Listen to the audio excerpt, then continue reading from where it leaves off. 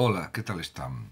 Schopenhauer, el mundo como voluntad y representación.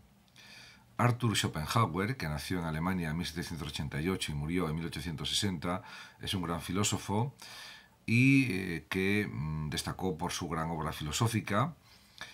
Criticó muchísimo la filosofía de Hegel, a la que opone su obra mayor, que es El mundo como voluntad y representación, de 1819. Y entre sus críticas cabe decir que Schopenhauer dice que Hegel es un sicario de la verdad, un académico mercenario, y que su obra es una bufonada filosófica. Esto realmente no es así, pero él estaba pues amargado por el gran triunfo de Hegel en la filosofía de su tiempo y pues esto le afectó a él personalmente. Los dos son grandes filósofos, pero realmente también es muy destacable, como es lógico, la obra de Schopenhauer. Entre sus obras destacan sobre la cuádruple raíz del principio de la razón suficiente, que fue la tesis de doctorado de Schopenhauer, publicada en 1816, Los dos problemas fundamentales de la ética, de 1841, Parerga y Paralipómena, de 1851, que es una colección de ensayos entre los cuales destaca sobre la filosofía de la universidad y aforismos sobre la sabiduría de la vida, etc. Ha sido enorme la influencia de Schopenhauer, se puede decir, en la cultura posterior, y su influencia en filósofos como Wittgenstein y Horkheimer, y en escritores como Franz Kafka y Thomas Mann. En 1858, en la revista contemporánea, Francesco de Santis publicó su célebre artículo Schopenhauer y Leopardi.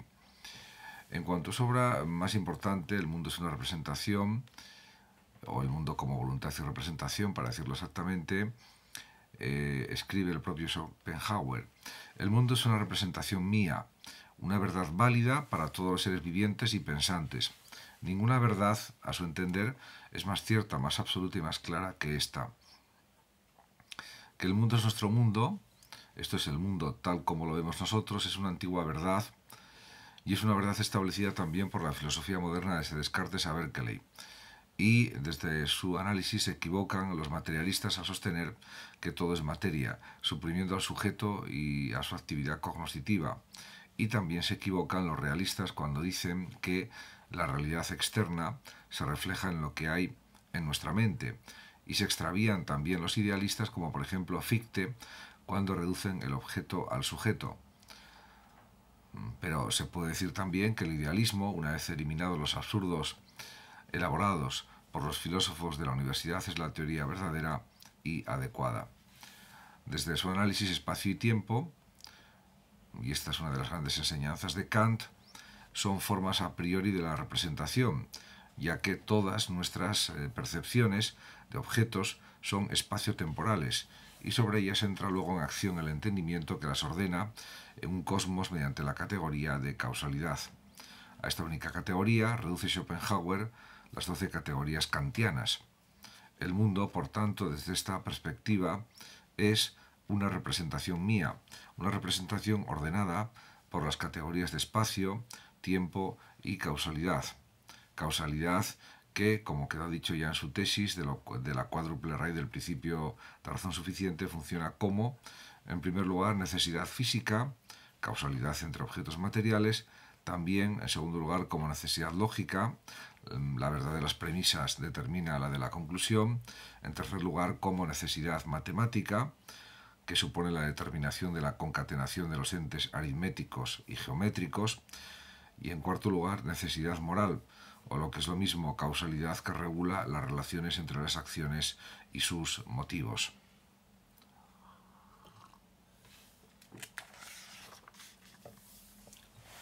Realmente podemos decir, desde el planteamiento de Schopenhauer, que el mundo es una representación mía, y esta representación, esta labor del entendimiento, no nos lleva fuera del mundo sensible, ya que el mundo como representación es fenómeno. Pero mientras que para Kant el fenómeno es la única realidad cognoscible, se puede decir que para Schopenhauer el fenómeno es ilusión que cubre la realidad de las cosas, es el velo de malla que oculta el rostro de la realidad. pero también se puede decir que la esencia de la realidad, el noumeno de Kant, afirma Schopenhauer, es cognoscible. Y se puede decir que la vía que lleva a este conocimiento es el propio cuerpo.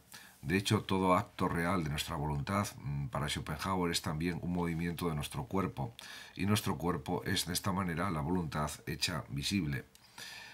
A través de nuestro cuerpo sentimos que estamos vivos, experimentamos placer y dolor, y advertimos el deseo de vivir y el impulso de la conservación, porque cada uno de nosotros siente que la esencia íntima del fenómeno no es más que su voluntad, la cual podemos decir que constituye el objeto inmediato de su propio conocimiento.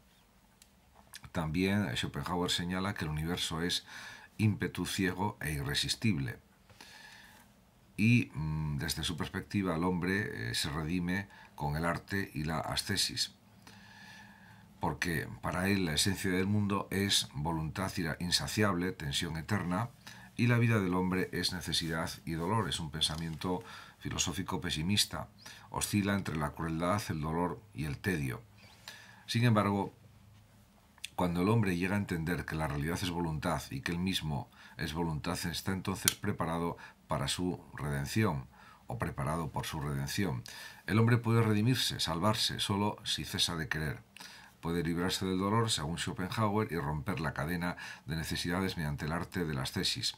El arte, porque la experiencia estética es anulación temporal de la voluntad y por tanto del dolor, también supone que en la experiencia estética el hombre se aleja de sus deseos, anula de alguna forma sus necesidades, se anula como voluntad, podemos decir también.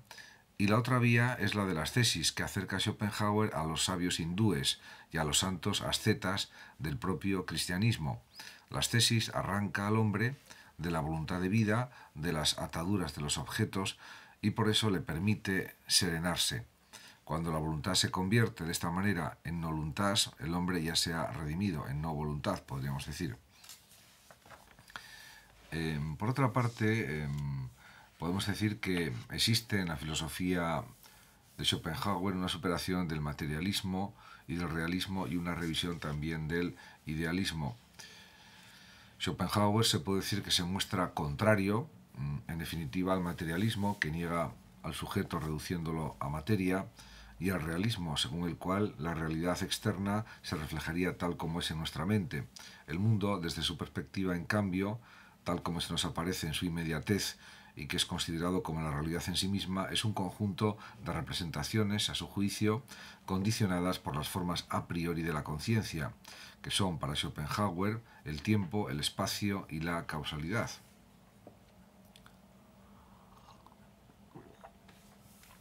Por otra parte, también el cuerpo es entendido como voluntad hecho visible, o como voluntad hecha visible, para ser más exactos.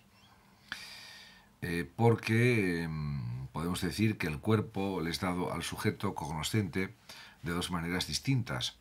Por una parte, como representación, como objeto entre objetos, sometido a las leyes vivientes y vigentes para estos.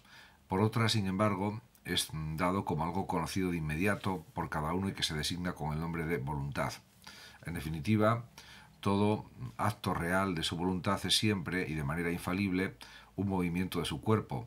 El sujeto, desde sus planteamientos, no puede querer efectivamente un acto sin constatar al mismo tiempo que éste se aparece como un movimiento de su cuerpo.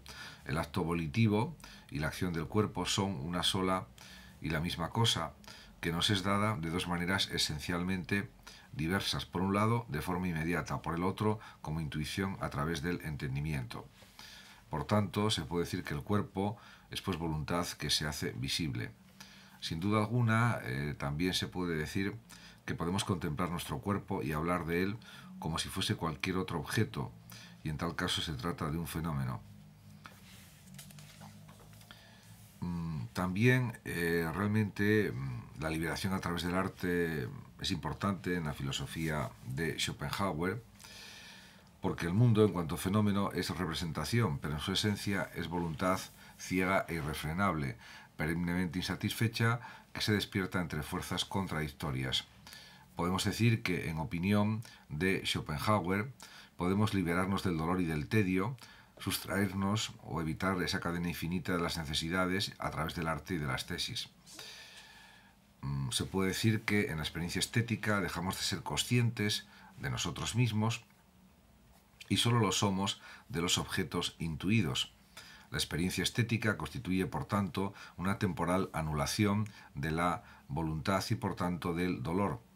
Y además se puede decir que en la intuición estética el entendimiento rompe su servidumbre con respecto a la voluntad y ya no es el instrumento que le brinda los medios para satisfacerse, sino un puro ojo contemplador. El arte, desde este planteamiento, desde la arquitectura ya hasta la tragedia, la forma más elevada del arte, pasando por la escultura, la pintura y la poesía, y quien contempla es allá afuera en cierto modo. Así la tragedia expresa, podemos decir, y objetiva, el dolor sin nombre, los afanes de la humanidad, el triunfo de la perfidia, el escarnecedor señorío del azar y el fatal hundimiento, podemos decir, de los justos y de los inocentes. De esta manera se nos permite contemplar la naturaleza del mundo. Se puede decir también que entre las diversas artes, la música no expresa las ideas, es decir, los grados de la objetivación de la voluntad, sino la voluntad misma. Por eso se puede decir que constituye el arte más universal y más profundo. La música es capaz de narrar la historia más secreta de la voluntad, en palabras del propio Schopenhauer. Realmente, pues el arte de esta forma es algo liberador desde los planteamientos de Schopenhauer. Aunque hay que decir también que estos momentos dichosos de la contemplación estética, en los que nos vemos liberados de la furiosa tiranía de la voluntad, son instantes breves y poco frecuentes.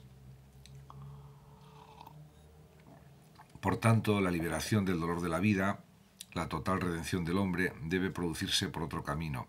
Es el camino de la ascesis. En cuanto a la ascesis y la redención, pues hay que decir que la ascesis significa que la liberación del hombre con respecto a la fatal alternancia entre el dolor y el tedio solo puede llevarse a la práctica si suprimimos en nosotros mismos la raíz del mal, es decir, la voluntad de vivir. Será, por tanto, el primer paso hacia dicha supresión mediante la realización de la justicia. Esto es a través de un reconocimiento de los demás como iguales a nosotros mismos. Pero, por otra parte, la justicia constituye un golpe propinado al egoísmo, en efecto, pero hace que yo considere a los demás como diferentes de mí, como distintos de mí, y por eso no elimina aquel principio de individuación que sirve de base a mi egoísmo y me contrapone a los demás. Por tanto, habría que superar la justicia y tener la valentía de eliminar toda distinción entre nuestra individualidad y la de los demás. Podemos decir que abriendo los ojos al hecho de que todos nos vemos afectados por la misma desventura. Podemos decir de haber nacido y estar en este mundo tan trágico, ya que su filosofía es una filosofía pesimista sin duda. Este paso ulterior, desde el análisis de Schopenhauer, es la bondad, el amor desinteresado hacia seres que llevan nuestra misma cruz y viven nuestro mismo destino trágico. Dicha bondad es, por tanto, una especie de compasión, un sentir el dolor ajeno a través de la comprensión de nuestro dolor, ya que todo amor es compasión, en palabras del propio Schopenhauer. Y como fundamento de la ética, Schopenhauer pues coloca precisamente la compasión. En cualquier caso, podemos decir que la piedad, es decir, el compadecer, continúa siendo un padecer.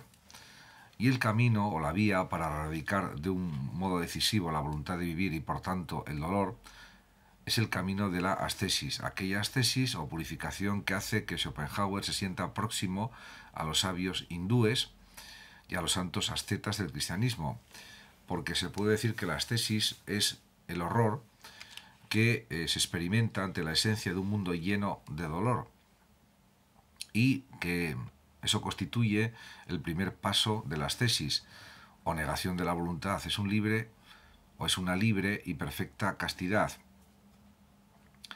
En cuanto a fenómeno, se puede decir que el hombre es un eslabón en la cadena causal del mundo fenoménico, sin embargo, reconociendo también la voluntad como cosa en sí, ocurre que este conocimiento actúa sobre él como un calmante de su voluntad.